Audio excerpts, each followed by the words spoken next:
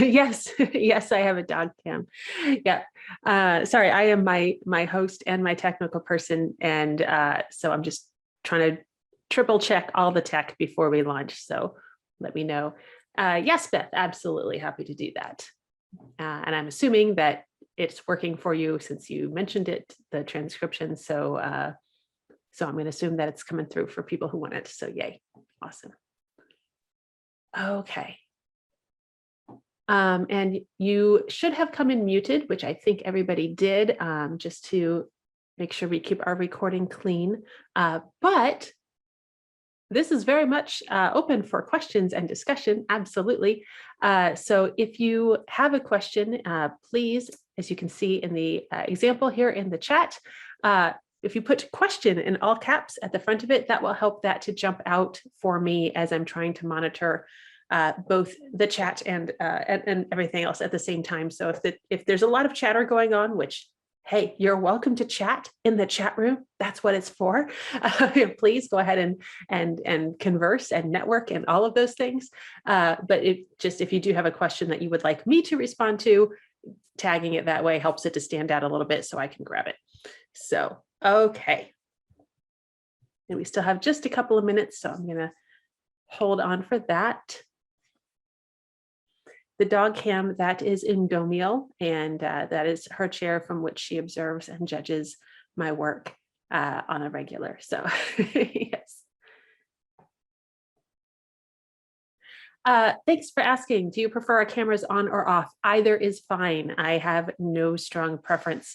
If you want to hang out and feel like you're a little more personal, then cameras on is great. And if you're like, no, I brought chocolate chip cookies and I'm not going to share, then turn your camera off. Both of those are fine. Thank you for asking. Oh no, Indomiel. Oops, sorry. We may get her back, or we may get another dog. I will replace the dog cam. Let me get that. I will replace the dog cam if we get a dog back. I'm not going to fuss at her to stay here and pose at us because they've been incredibly patient for the last 3 days for me. By incredibly patient, I mean nobody's heard barking in any of my speaking. So she's welcome to go where she likes. Okay. I have 2 dogs. Indomiel, the Doberman that you just saw, and then I have Penny, who is, sorry, there's a speck on my glasses here. Penny is a Labrador who's not my usual breed, but she was a service dog that I raised and trained, who ended up coming back to me. So my day job is in animal behavior, so that's where we are. But I just have the 2 dogs now at this time. Yeah, she's good. Yeah, okay, yeah, I hear them. My husband just opened the door downstairs, so she wanted to go outside and chase a squirrel. So that's what was going on. But we might get another one. It could happen. All right, I've got us at the top of the hour. So we're going to go ahead and get started here. And then, as I said, if we get another dog, I'll put the camera back up because I know what's important here. Hello, slide deck, work for me. Please stand by. There we go. Okay. So today we're going to talk about, or at least in this session, we're going to talk about when is it good enough? Oh, sorry, I'm going to interrupt myself. When you asked the question earlier about the cameras, I should have mentioned at that time, this is being recorded and will be available on the entire interwebs later. So if that influences your camera decision, be aware. Okay, rewind. Hi, welcome to this session. We're going to talk about when is it good enough. So we're looking specifically at, we have written the thing, now we're doing our revisions and our editing process, and at what point do we kick it out of the house and tell it to go out into the real world? So that is our topic for today. And let's get started. I started this because I am not teaching this session because I am the expert on this. I am teaching this session because I have to think a lot about this, and therefore I have thoughts on this. So I asked other artists, not just writers, but people who work in other art forms as well, hey, how do we get rid of this? Because sometimes as writers, I think we can get too narrow a focus on, but what if there's a typo or, something. And so I just asked people from other media as well.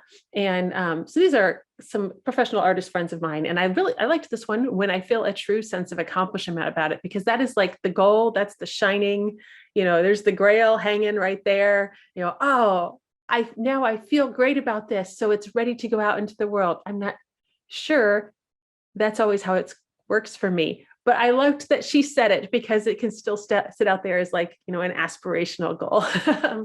And another answer I got back was there's always a sense of it's never done, which I think is valid and something we need to acknowledge and recognize in ourselves. There's always a sense of it's never done, but usually it's when I run out of specific things I can do to improve it.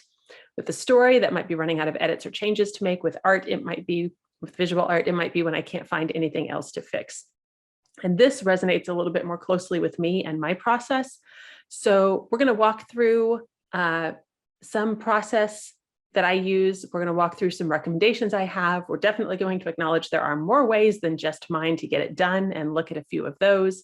And that's where we're going today. So, okay, let's get started. I do want to start with mentioning the law of resources. And if you're not familiar with this, this is something that is universally true in pretty much every aspect of life.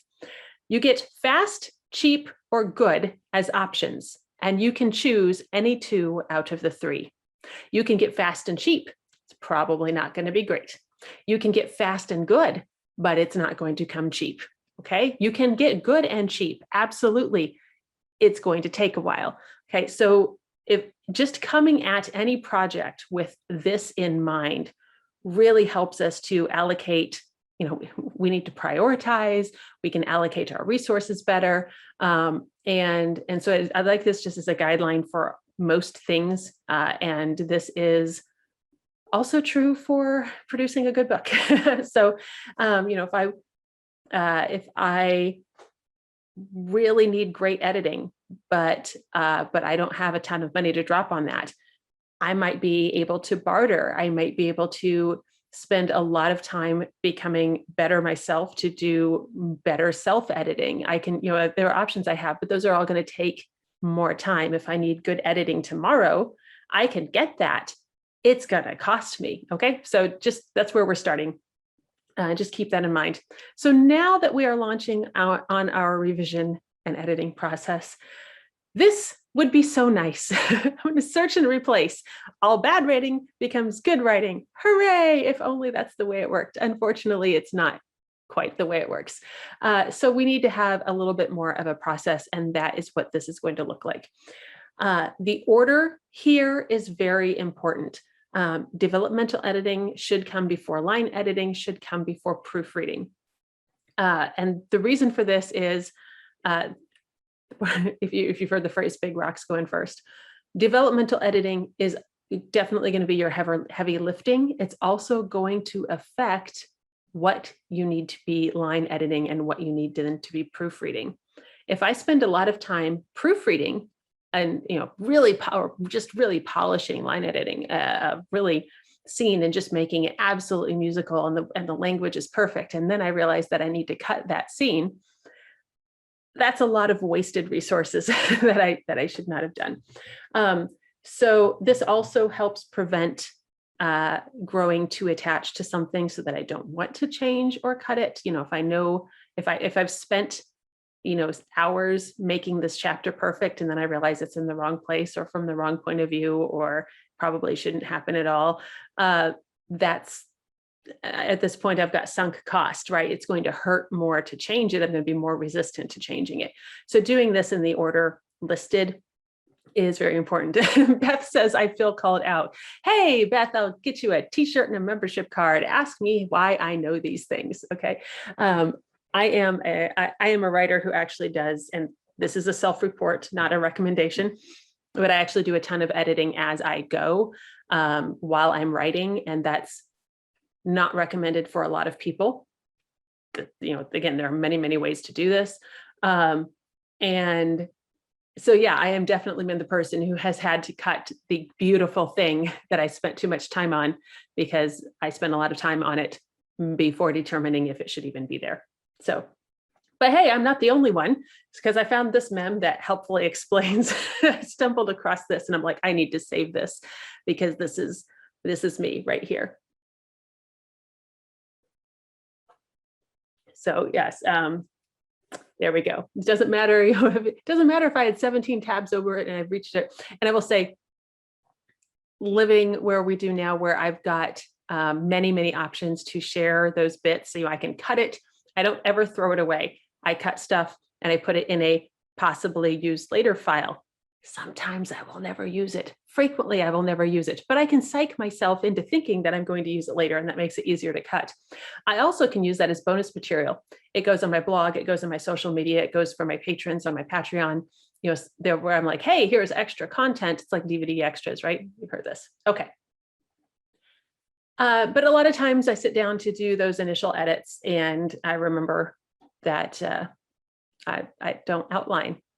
That's not me. I'm a discovery writer. So let's go through and talk about developmental editing, which is usually the first steep hurdle there. Yeah, bonus content really makes this all easier for me to do. All right. Developmental editing is when we are talking about story structure. We're talking about characterization. We're looking at the big bones of the story. Is this story in the right POV for maximum effect? Do I have a whole ensemble cast, but I actually need just 2 protagonists? That's where I'm going to sit down and really determine what the story is and how it's working. And all of these things, by the way, are things that you can do by yourself, or you can hire an editor to do. I am not suggesting that all of your revision and editing should be done by you alone. Definitely need some other eyes, okay? However, if you come at this from a knowledgeable and systematic, process, you can do a lot of it yourself, reducing the amount of time, energy, other resources that you're going to put into getting somebody else to help you with it. Okay, so definitely, I'm going to start doing this myself, and then call in someone else to make sure I've done the right job, I guess, if that makes sense. If you are a person, if you are a plotter, if you are an outliner, I mentioned yesterday, I have 2 in particular writing friends who have entire notebooks entirely color-coded, and they know that I'm starting this story. I haven't written a word of it yet, but it's going to have 35 chapters, and chapter 27 will have 1,400 words, and they just have all of this down in advance, and I'm just like, this is no, I have no idea how this occurs. Like, you just made that up. You just got a bunch of Post-it notes and had a good time. Like that. So that's not me. So when I sit down and I need to do my developmental editing, it's not that clear to start. And this can feel sometimes like it's a really different world for different kinds of writers. So here, on the left, I have discovery writers. This is me. Okay, I need to go back because I didn't know until 2/3 of the way through that she was running away because she accidentally killed her sister. And then I need to make sure that he gets a chance to practice helping someone and is successful with that. So it makes sense when he's willing to try it again under those, really pressuring circumstances. And when I need her to refuse to wear her uniform at least once before, so it's not such a weird tell when she's not wearing it for the abduction. And all of those are actual examples from my revisions for recent or current projects. Because discovery writer, tra la la la la. Okay, I'm just skipping through the story. Meanwhile, the outline writers, the way I imagine it is they're over there like, ha ha ha ha ha. Isn't that cute? You didn't know that until 2/3 of the way through the story. So yes, okay, yeah. So the chat's like, discovery writers unite, hooray, awesome, good.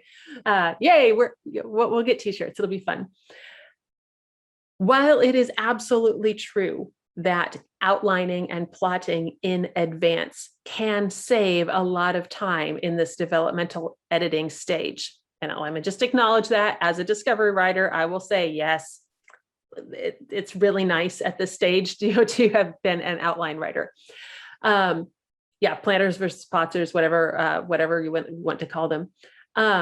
But be careful, because it's not quite as cut and dried as it seems. Sometimes that outline can get in your way, because since my outline says well, of course he did this because of this experience he had when he was 5. That was already clear in my outline, so it might not have been as clear in my prose when I actually got around to writing it, because I already knew about it in my outline. Okay, and so sometimes I've seen that it obscure it just a little bit. We still need to go back and specifically look and make sure all of that is going to be clear otherwise. So yes. All right. Sorry, watching the chat talk about planning and plotting. Yeah. So regardless of your writing style, you're going to want to go back and do this developmental editing, and you're going to want to get some extra eyes on it to make sure it makes sense. I have, on a couple of occasions, had the experience of handing something to a beta reader, and they said, okay, this is all going great until here, and I didn't quite know why this came from. And I said, well, it was because of this thing that happened in the previous chapter. And they're like, that wasn't happening. I was like, oh my gosh, I accidentally cut that out while I was revising. But because I knew it was there, I just assumed everyone else knew it was there too. So I cut it for a good reason, but I didn't replace the stuff that needed to be there. So yeah, we still need outside eyes. This is where critique partners come in, and this is where beta readers come in. And you will hear these terms used. I just want to real quickly define them, because sometimes they're not used clearly.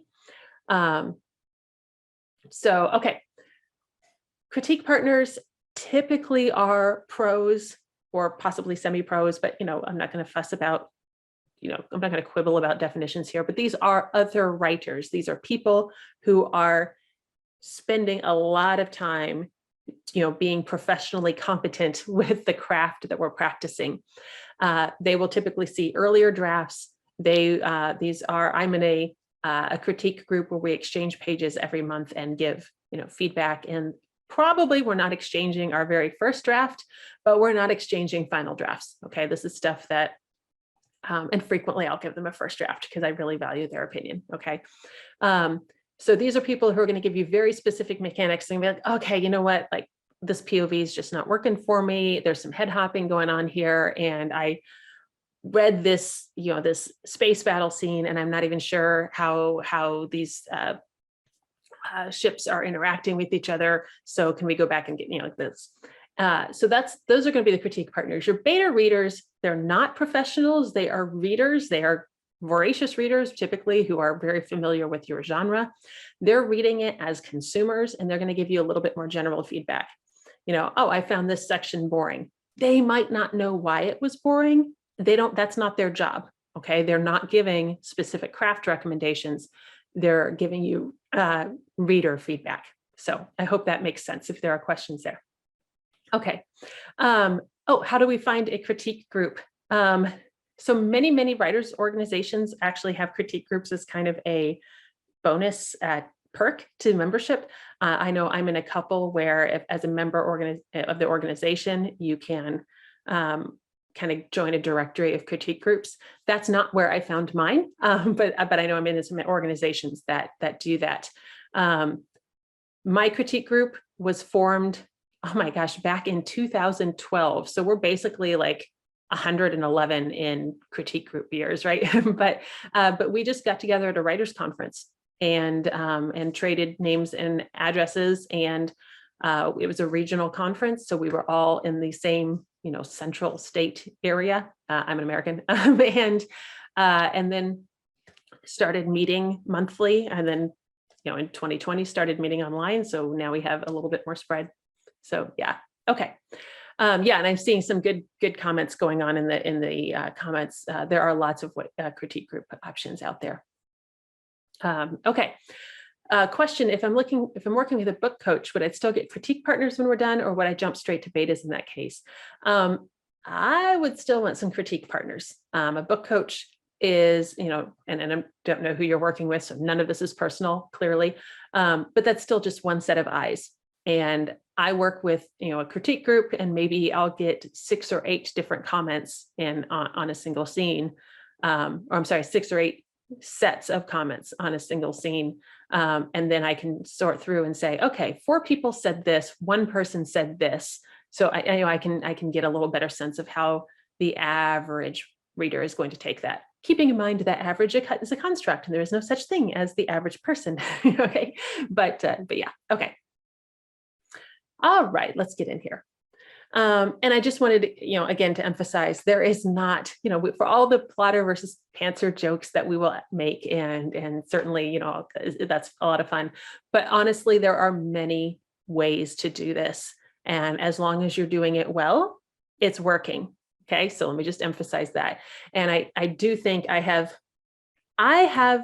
I do remember years and years ago being under the impression that one technique was better than another, whatever better might mean, and trying to force myself to work in that way. Nope.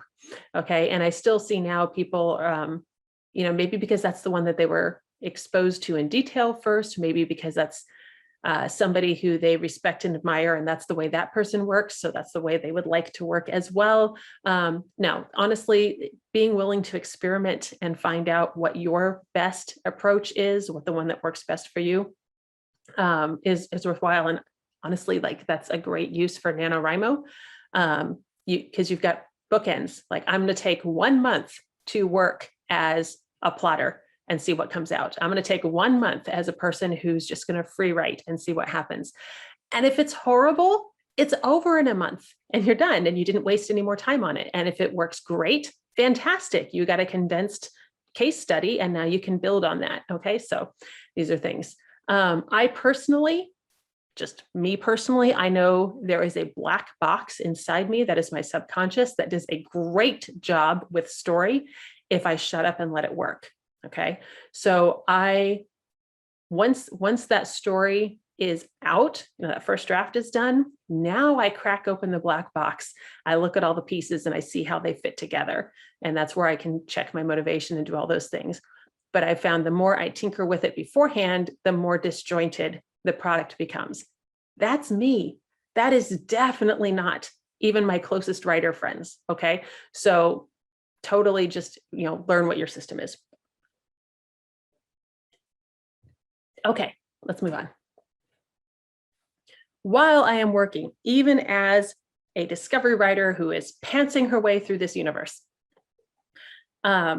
things will come up where I'll realize, oh, I want this in this chapter, but in a previous chapter, X would have needed to happen first. Great, make a note about X, move on, okay? So, notes that I've thrown in, and by the way, I do a ton of note keeping for myself in Evernote, where I just have a running checklist of things to an Evernote, OneNote, like there's lots of options here. But I just have a checklist, a literal checklist of, I need to go back and add this about what the clothing this person was wearing. I need to go back and add this about where this person went during that week, and all this stuff. Excuse me. And then I just, Evernote has check boxes, and it's just boom, boom, boom, go down and do it as I revise it. So a lot of times this is where something that you'll have a little nagging thought. Usually for me, it comes when I'm away from the computer. So, I'm the thing about, she needed to be wearing different clothes earlier that I mentioned in a previous slide. I was brushing my teeth and I was like, oh, why is that the first time that we see that she's not wearing her identified? Oh, okay. I need to. So I just went, toothbrush in mouth, walked over, did it, change of clothes, and went back and did what I was doing. And I just dropped that into Evernote. Now I don't have to try to remember anything because that's not the way to get the stuff done. So just do that. And then you need to know what is better for your process on when to revise that. So from, do I stop and I go back and I change that previous chapter right now? Or do I just make a note of it, go through until I hit the end, and then go back and make changes? This, I think, sometimes can be related to planning versus plotting. Planning, pantsing. Yeah, sorry, I can talk. Plotting, pantsing. Sorry, it's day 3. I am all out of words. Where was I going with this? I personally do better if I go back and make the change now, because then my discovery brain, my little black box, has all the pieces in their best form as I'm moving forward. That is me. A friend of mine who's quite successful, writes mystery novels. And she was about a third of the way into a manuscript, realized that she had the setting completely wrong. And I'm just going to say that, let's say it was in a bakery. And so everybody was workers in the bakery. And she realized, no, this actually needs to be a theater company. And so just put in brackets. I'm a big fan of brackets in my manuscript. She just puts in brackets, change to theater, and then keeps going. The rest of the manuscript, her first draft, was in the theater. So everybody changed jobs, everybody changed roles, all the objects, all the settings, all the props, all the clues shifted. And she didn't stop, because that would have been a momentum loss. And then after that draft was done, she went back and changed the setting in the first third. Okay. Again, there are many ways to do this. I just need to have a system to make sure it gets done. Okay. Hopefully that makes sense. Okay. All right, let's go to now. So I've done my developmental editing. I've made sure all those big chunks are there. Now we're going to make it pretty. So now we have a story. Now we're going to make it pretty. And so this is where I wanted to think about, how do my descriptions come across? How does the writing flow? Does it really feel immersive for the reader? Am I really, really clear about what words I'm using? Am I being distracting with too much description? Does my POV shift where it shouldn't? All of these kinds of things. And so a lot of times, again, there are different kinds of editing, and people usually can sometimes think of just one and not the other. But again, we've got 3 kinds, and we want to do these in order. So this is where we're focusing a little bit less on story structure and more on story craft. A few years ago, I started noticing a trend kind of showing up at writers' conferences and online, but specifically, I first encountered this live at a writers' conference, and it kind of horrified me. And the argument was, if your story is good, then the rest doesn't matter. Don't worry about your craft. If your story is good, it will hook the reader, and they won't care about how it's written. And I just was like, what? This was headlining at a writers' conference that shall not be named. And I just feel like this is, the idea here was that you didn't have to spend as much time editing on it. And if we're trying to say this to get people to stop fretting about perfectionism, then great. I would say it differently, but yeah, please don't just get stuck in perfectionism. But just get the story right, and just if you think it's a good story, everything else will work, and it doesn't matter if you actually know how to write it well or not. All I could think of was the Music Man and the think method, and if you recall what that actually sounds like when you play that way, and if you recall also that was a scam. So let's not do that to our writing friends. All right, yeah, great stories told well. Yes, there's a reason it is a craft, right? So I'm just going to throw out that if you have encountered this, it's not really doing you any favors. This painting is by Picasso. It is worth millions of dollars. This piece of something that would very technically be called visual art is by me, and not even my mom would pay for this to put it on the refrigerator. Okay, craft matters. And you could say, yeah, but they're both blocky in lines and have awkward faces and all of this. Why is Picasso worth millions? Because Picasso can do it well. The one on the left, it's not photorealistic. It's still stylized. It's still, got a particular art style for a reason. But you can see that he can render details. He can render faces. He can do all of these things. And then when he chooses to shift from that to the thing on the right, it's not accidental, it's intentional, and it conveys an entirely different tone, mood, and message. When I make clunky lines and screwy up faces, it's because I don't know how to do it better. There's a reason I'm a writer and not a visual artist. And so it's not an artistic, it doesn't say any message other than possibly that I tried. Okay.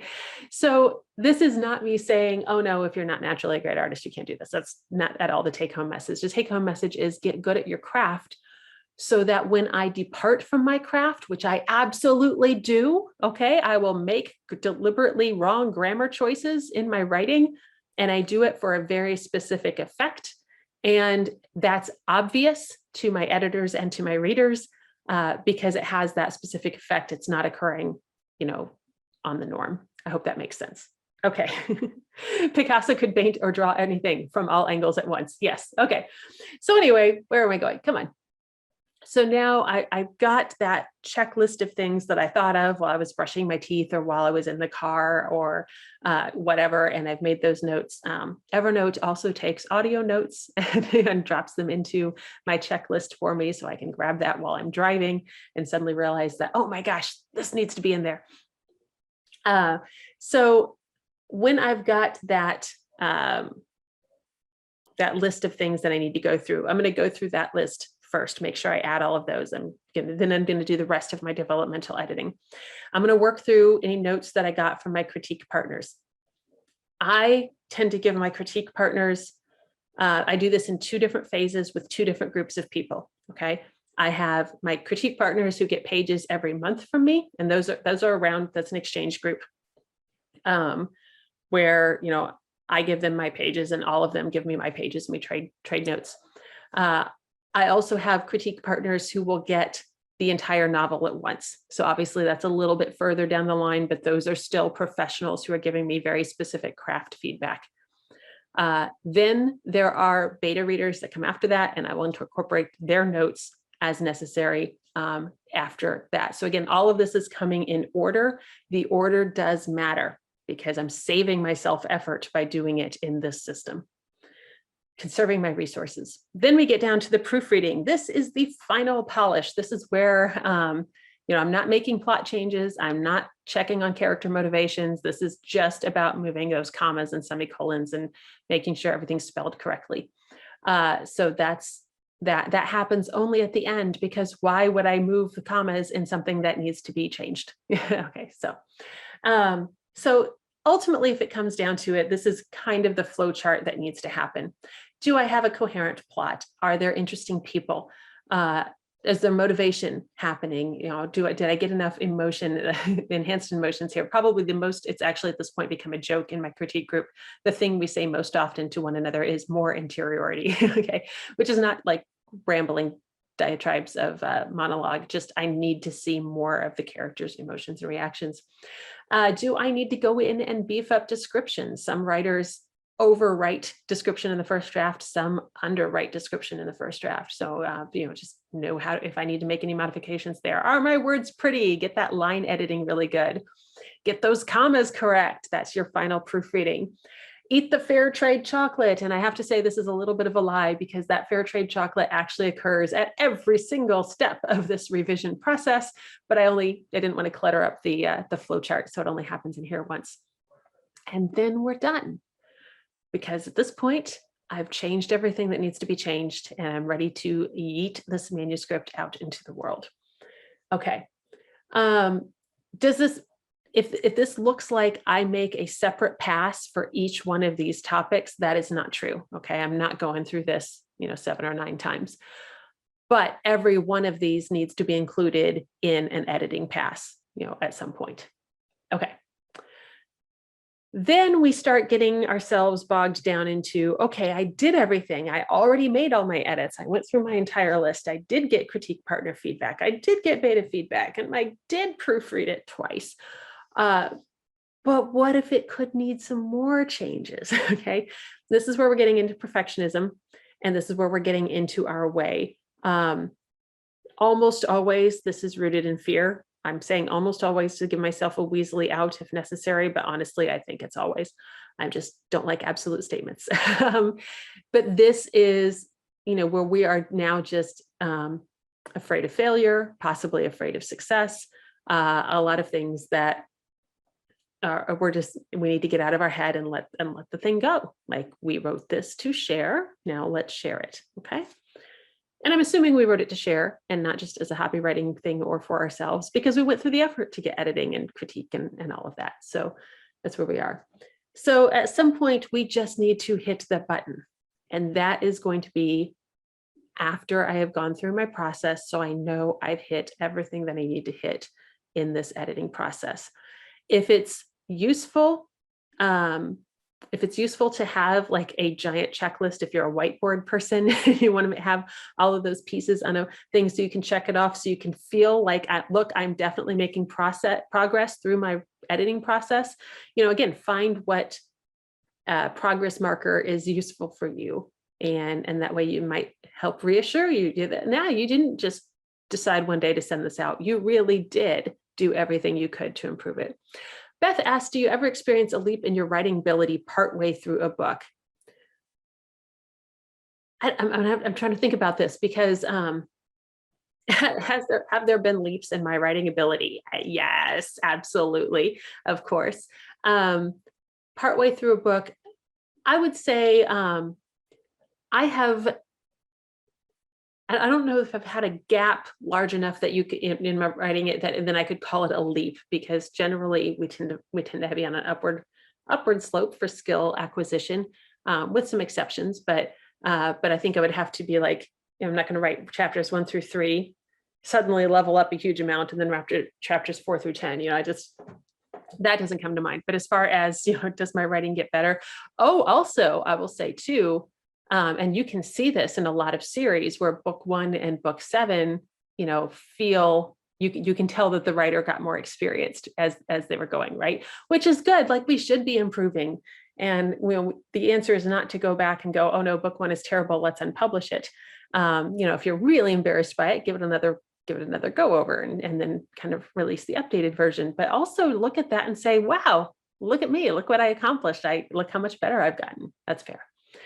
So, Alex. Oh, hi, Alex. But Alex points out, often partway through the book, it clicks and my writing flows better. Yes, when, again, as a what I'm going to call a discovery writer, there are definitely times when I slip into the groove and I'm like, oh, this is what this story is about. This is what's going on. Oh, I got it. And then, now it's going to roll much better. And then I'll go back and revise the front according to what I know now about the story. That is absolutely true. Yeah. Amy says, I think my problem is conflicting advice from critique partners and beta readers. I'm unsure if I should make the changes because I see it could be how it might be beneficial to do so, but others tell me not to make that change. Suggestions on how to decide what advice to take. I am going to shamelessly promote another resource that I have, but it is free, so I hope it's okay to promote here. But I have an entire hour on filtering criticism and learning how to sort out which criticism and which rejection is more meaningful and which should be like, yeah, that was cool, that happened, and then move on. You should be able to find it. I do a weekly live stream called To Write and Have Written, and that's on Twitch, but all the replays go onto YouTube. Most of the replays go onto YouTube. I think if you look for how to use rejection, I think that should bring it up. I don't have it in front of me. But YouTube, I'm Laura VanArendonk Baugh or Laura VAB on YouTube, and then how to use rejection. And hopefully that will bring it up. If not, write to me and I'll find that. So lauravab.com is my website. And there should be a blog post from sometime in 2021 with that episode on it if you can't find it on YouTube directly. Because that is a huge, how do I filter advice is huge. And actually, let me just take a moment to say too, sometimes you'll hear people say, make sure your critique group is for your genre. I'm a little less dogmatic about that. Yes, I want a critique group that's not going to freak out if my story includes magic because they write literary fiction and it doesn't have that. And now they don't know how to give me advice on whether or not my magic systems, make sense. Okay. Like, I just want everybody to be comfortable with what we're doing. My critique group is multi-genre, started a little bit more multi-genre. We've filtered down a little bit over the years, but that's still fine. And I like that actually, because it means people who don't spend as much time dealing with the tropes that are common in my genre, then will call me out if my tropes, if I lean too heavily on the tropes, right? If we assume that this kind of character always does X, maybe I didn't write that motivation as clearly because in my genre, this kind of character always does X. But then somebody from another genre says, well, I don't understand. You seem to get to that point really quickly. Okay, you know what? Let me just pull out an actual example. In many mystery novels, the ones with an amateur sleuth. So this is not a law enforcement professional. This is, our curious British senior citizen or our whatever our amateur sleuth might be. And they just will jump right in and be like, oh yeah, look, mass murderer loose in town. Let me wander around alone at night and try to find this person. I'm like, what sane person would do this? But if we hang out a lot in the amateur sleuth genre, we just assume that that's what our protagonists will do. So we just have that happen. And then, another person will point out, there's no reason in the world that this unarmed, rather fragile individual is going to walk around and look for a mass murderer. Every sane person's going to be like, yeah, no, it's Taco Tuesday, as my friend Susan Spann will describe this about amateur sleuths. So, I'm going to go do something else. And so having somebody who's outside of that genre can be like, this doesn't quite make sense to me. And then I can go, oh, you're right, I can write this better. Okay. So, all right. And Graham mentions, and your book ends up accessible to a larger readership. Yeah, because I'm not relying on only the people who already understand it now understand it. Excellent. Okay, good. It looks like people did find the link. Good, good, good. Thanks for sharing that. All right. Okay. And did I miss any questions? Are we good? Scroll up really quickly. Okay, I think we're good. Okay, good, good. All right. Thanks for checking that out and sharing that link. I appreciate the help. All right. Come on, slide deck. Please work. There we go. All right. So when is it absolutely, definitely, we are at this point really, really, really done? 100%. I send it out the door. There are a couple of answers. One, if my last 4 editing sessions have been me putting in that comma and taking out that comma and putting in that comma and taking out that same comma, I'm not really making any forward progress with editing. I'm just staring at the screen and telling myself that I'm still editing. Put it down, let it go. Okay. You're not actually making forward progress. Stop. Okay. As long as I feel like I'm making forward progress, I'm going to continue to work on it. When I feel like at this point, I'm just editing for the sake of editing, I need to stop and let it go. Okay. The other is, hello. Oh, slide deck. You're ruining my comedic timing here. Come on. There we go. When the upload deadline is at midnight, at 11:52, I hit upload on my computer. That is when it is definitely done. And I, yes, am totally reporting for a friend there. That is not a thing that I may have actually done. The other, what I will say here too is that even here I have cheated, and the editor had come back and said, okay, great, we got it. I would like this story. Here's the contract. I'm like, awesome. Can I send you the revised copy of this? And again, this is self-reporting. This is not career advice. I'm just saying that when you feel like you're struggling with your editing and you don't want to let it go, there's a reason I wanted to talk about this today. Okay.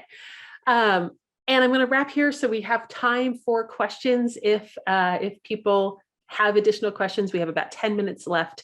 So, which is more than I'm usually like skimming right at the end of my time. So I'm proud of myself for leaving some Q&A time for this one.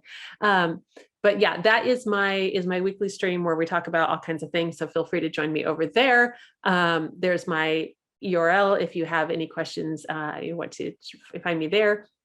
And okay, Oscar Wilde approves. Darn it, that's probably an older comment, and I've forgotten what we were Oscar Wilding about. So somebody catch me up. Oscar Wilde has a lot of quippy things, but I don't remember where we go. Oh, sorry, Beth. I didn't want to make you feel called out again. Again, we'll get membership cards. You can sit in my blanket fort, and we'll hang out and do all the things. Awesome. Yeah, it's hard. It really is, and I'm releasing, a serial right now. It's appearing both on Vella and on my Patreon, so people could get to it, and either way. And that's even harder because at least when I'm releasing a novel, I'm like, okay, this entire thing is done. It's done. Let's go. Send it out. It's done. And the serial, I'm like, but I could tweak this little thing. but I already said this here, but I could tweak it now here. And how many people and can I move it? And it just like, for some reason, having multiple release dates instead of one release date is making the temptation to not let it go even harder. So yeah, thanks for listening to me talk myself through this because I needed it today too. Oh, okay. Oscar Wilde comment on moving commas. Thanks. Yeah, sorry, got that. Oh, thank you, Devin. I appreciate your comment there. That was so kind. Really appreciate. Okay. How do we tap into those last two chapters when you know they're all you have left before it's done? What do you mean by tap into? Let's see. Oh, Angela, hooray, started your website. Fantastic, great. So are we writing those last two chapters or are we editing those last two chapters? If we're writing those last two chapters, hopefully, depending on your genre and depending on your individual work, like I'm writing epic fantasy. The last two chapters in an epic fantasy series is like 0.0002% of the story. So I'm probably just doing denouement at that point. If it's the last two chapters of maybe a shorter cozy mystery, that's probably including my climax, and I'm hoping I'm actually excited to get there. Get started on writing the last two. Thank you. Yeah. So if it's something where I want, this is my climax. This is what I'm trying to. I've been working the entire story to get here. I'm probably excited to get to that climax and catch the villain and win the day and get the girl and all these things that we're building up to. And if it doesn't feel like an arrival, if it doesn't feel like an accomplishment or achievement, I'm probably going to look at my story structure and say, okay, why am I not excited to get to this point? And I'm not throwing that as like a judgy thing, like, oh, you should be excited about your, every chapter at every time or something. But no, there's a reason we get excited for certain parts in stories. And if I'm not feeling that, then I need to look at, what in the story is not making me excited about it. If on the flip side, I'm going well and I'm having a good time, but then I get to the end and I'm like, oh no, when I finish this, that starts the editing and revision process, which starts the publishing process, which starts and you can absolutely do the, we are getting into the territory that is uncomfortable, so I'm going to start resisting it thing as well.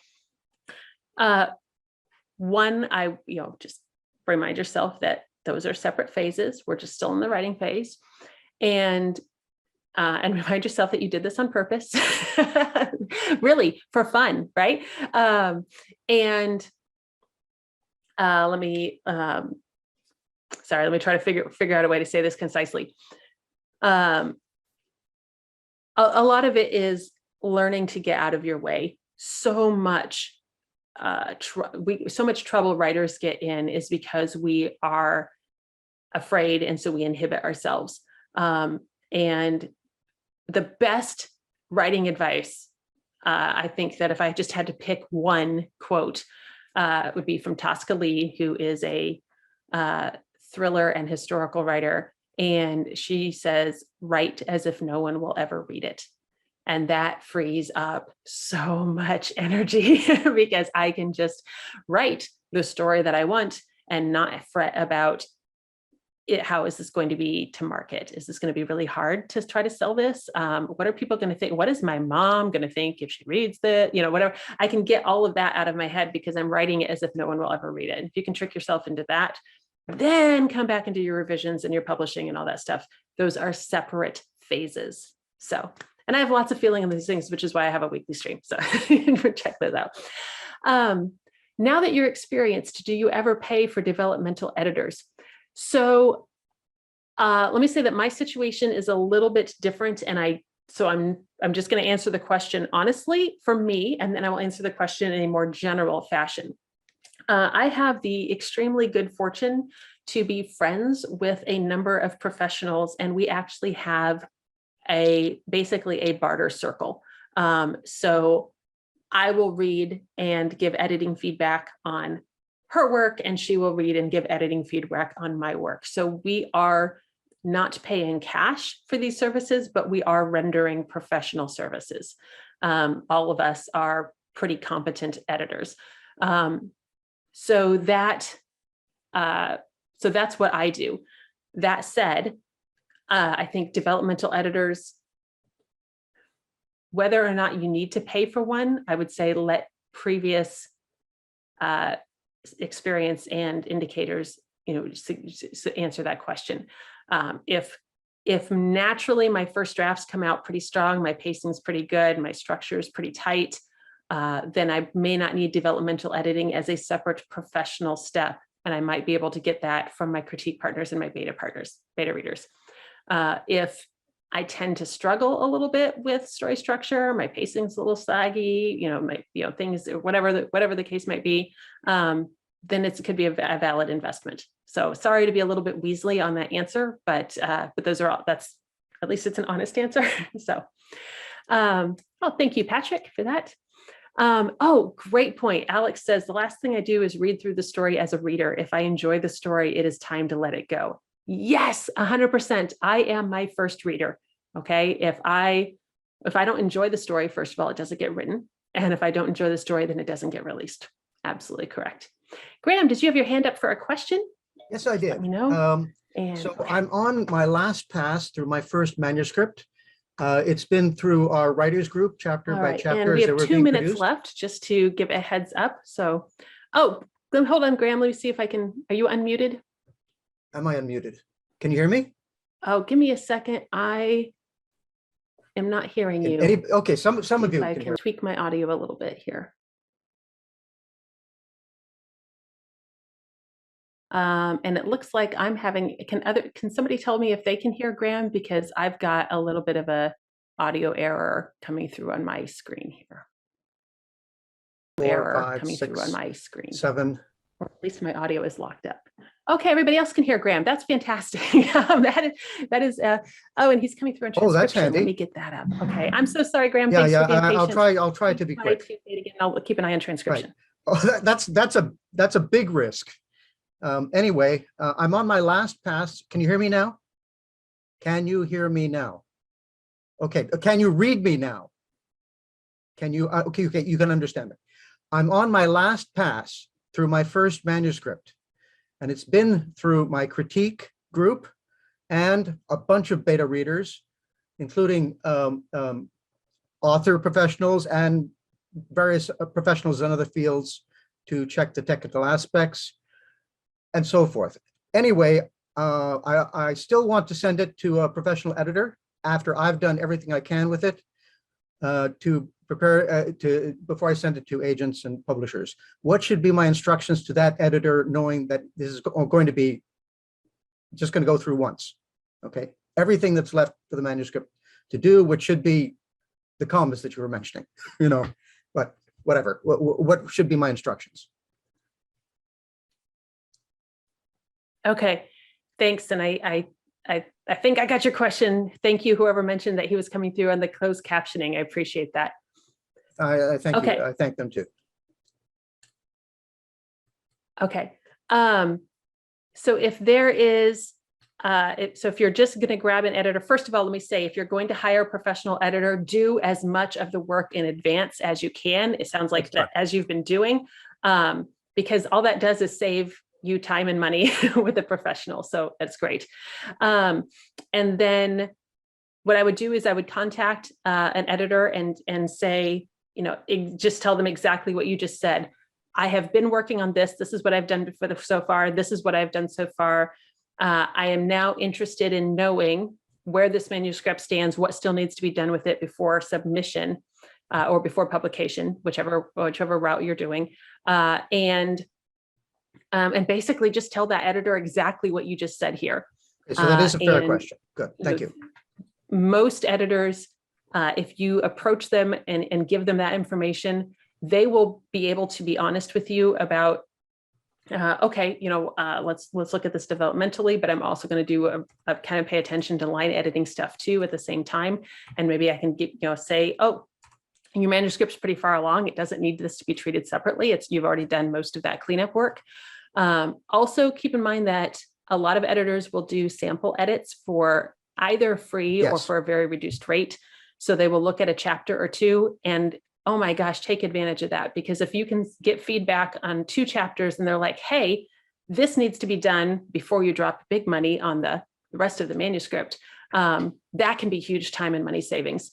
And it also shows that we yeah, can I would say just communicate. approach an editor and tell them exactly what you said right here and get their recommendations for how to approach. And you can, it's fair to even ask more than one editor that question at a Yes. time. And I can then get work a with the one. quote then. So, I can ask them okay. for a quote. And I hope that answered your question. Thank you.